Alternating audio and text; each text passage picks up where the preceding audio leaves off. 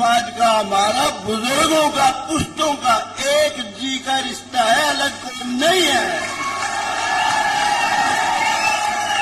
2 बार MLA बन चुका हूं मैं।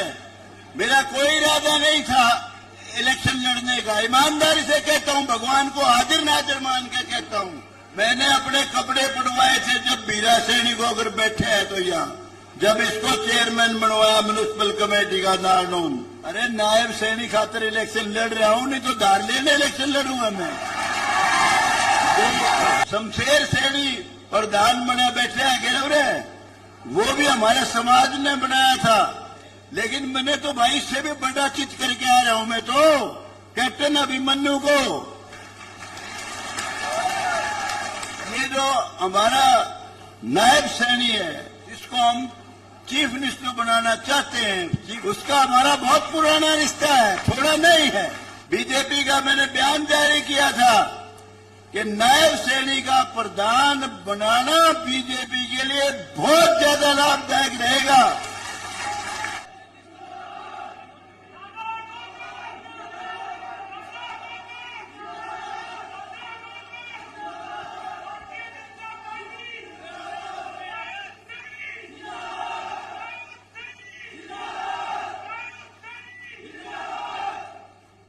आदर के योग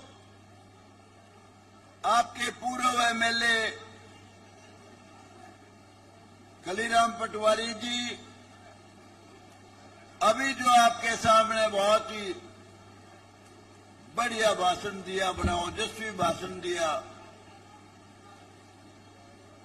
बहुत ही लड़ाई लड़ी, अनेक इलेक्शन भी लड़े, बहुत ही काबिल आदमी है। इस समय चेयरमैन है हरियाणा सरकार में कन्फेड के। मेरे अजीज करमबीर सैनी जी,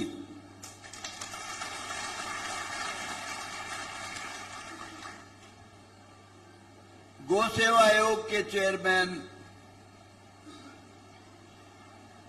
लाला जी, अपना गर्ग साहब के नाम भाई भूल जाता हूं, श्रवण गर्ग जी और बलवंत पांचाल जी और सभी मान के लोग, बुजुर्गों, नौजवान दोस्तों, प्यारे प्यारे बच्चों, पहले तो ये बता दूं भाई, भरम निकाल देना अपना। सैनी समाज का, हमारा बुजुर्गों का, पुश्तों का एक जी का रिश्ता है, अलग कोई नहीं है। हमारे बुजुर्गों के माँ बाप, दादा दादे से सैनी समाज का हमारा बहुत बड़ा रिश्ता है। मैंने अपने कपड़े पड़वाए थे जब बीरा सैनी को अगर बैठे हैं तो यहाँ, जब इसको चेयरमैन बनवाया म्युनिसिपल कमेटी का नारनौन। उसके बाद शमशेर सैनी प्रधान बने बैठे हैं गिरव रहे, वो भी हमारे समाज ने बनाया था। हमारा रिश्ता कोई यूं नहीं है कि सैनियों से कोई अल्लम गल्लम रिश्ता हो, बहुत बड़ा रिश्ता है। दूसरी बात बताना चाहता हूं, ये जो हमारा नायब सैनी है, जिसको हम चीफ मिनिस्टर बनाना चाहते हैं, चीफ मिनिस्टर बन गया, उसका हमारा बहुत पुराना रिश्ता है, थोड़ा नहीं है। जब इस नायब सैनी को इस प्रधान बनाया शुरू में, बीजेपी का मैंने बयान जारी किया था कि नायब सैनी का प्रधान बनाना बीजेपी के लिए बहुत ज्यादा लाभदायक रहेगा। और एक समाज, बड़ा समाज है, उसके भाई मेरे से बहुत नाराज थे, कहने लगे जी आपने तो हमारे जाटों का अपमान किया है। मैंने कहा अपमान में किसी का करता नहीं, मैं सच्ची बात कहता हूं। ओम प्रकाश धनखड़ मुझे मिल गया, एक और भाई वो प्रधान पहले बना था, कहने लगा जी आपने तो हमारी जाटों की तो बड़ी बेइज्जती करी। मां क्या बेइज्जती कर दी तेरी भाई? बोला जी आपने ये कहा श्रेणी से लाभ होगा, जाट से नहीं, जाट से कोई लाभ नहीं हुआ। मैं कह रहे जाटा ने तो बड़ी कुर्सी चाहिए, चीफ मिनिस्ट्री। ये तो मुखा ऐसा समाज है, गरीब समाज है, जमीन से जुड़ा हुआ है, कमा के खानी है, और जबरदस्त मैसेज जाएगा प्रधान बनाने से ही। तो हमने तो चीफ मिनिस्टर से कम चाहिए इन्हें कुछ भी। बोला जी बात बहुत बड़ी बेइज्जती करी है। एक ने तो बयान दे दिया जो आजकल एक कैंडिडेट खड़ा करें फिर। खैर चलो, और जहां तक सवाल है, अभी सैनी साहब ने कहा जी हमारे सैनी साहब की आपने बेइज्जती कर दी। देख भाई, जो हक से कहता है, जिसका लाड होता है, प्यार होता है, मेरे भाई को ये कह सकता हूं उड़ा रे उड़ा, क्या उससे नफरत करता हूं मैं? मेरे बेटे को कह सकता हूं उड़ा रे बैठ जा, इसका मतलब बेटे से प्यार नहीं करता। अरे नायब सैनिक खातर इलेक्शन लड़ रहा हूं, नहीं तो धार लेने इलेक्शन लड़ूंगा मैं।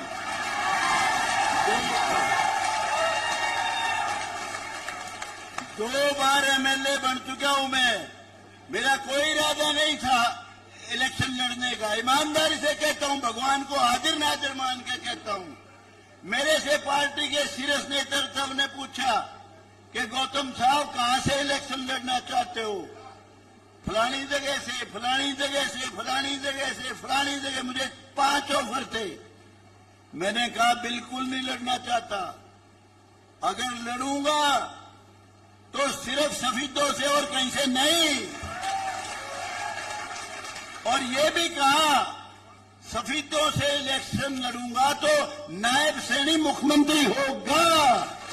ये भी कहा मैंने, क्योंकि मेरी ताकत नहीं लगेगी। हालांकि अब जब से आया हूं, बहुत धनी लोग हैं, मैं तो उनका किसी तरह से मुजारे जैसा भी नहीं हूं, चाहे वो जसवीर देशवाल है या सुभाष गांगुली है। लेकिन मैंने तो भाई से भी बड़ा चित करके आ रहा हूं मैं तो कैप्टन अभिमन्यु को, क्योंकि मैंने जीवन में कभी रिश्वत नहीं खाई। एक पैसा रिश्वत खानी और अपनी लड़की के साथ कुकर्म करनी है को एक मानता हूं। और भगवान ने मेरे दूध में इतनी ताकत लिए, खब्बी खान की मुखालफत कर सकता हूं जो बदमाश हो। इसलिए भाई मेरे पास जो चीज थी मैंने बताई पार्टी को।